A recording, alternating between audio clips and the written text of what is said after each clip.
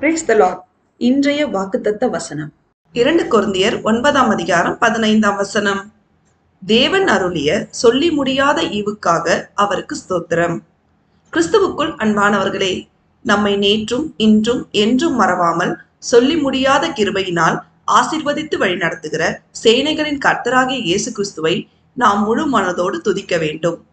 நாம் அவரின் மகிமைமிக்க நாமத்தை துதிப்பாடல்களால் துதித்து பாடி அவருடைய மகிமையை போற்றி கொண்டாட வேண்டும். அவர் நமக்காக செய்து வருகின்ற சொல்லி முடியாத அனைத்து அற்புதங்களுக்காக நாம் அனைவரும் அவருடைய பிரியமான பிள்ளைகளாய் அவருக்கு கீழ்ப்படிந்து அவரை முழு உள்ளத்தோடும் விசுவாசத்தோடும் துதித்து ஸ்தோத்திரத்தினால் அவருக்கு நன்றி செலுத்தி அவருடைய மகா பரிசுத்தமுள்ள நாமத்தை மகிமைப்படுத்தினால் அவர் என்றென்றைக்கும் நமக்கு சந்தோஷத்தையும் மகிழ்ச்சியையும் தந்து நம்மை தலைமுறை தலைமுறையாக ஆசீர்வதிப்பார். தேவன் நம் அனைவரையும் ஆசீர்வதிப்பாராக. ஆமேன்.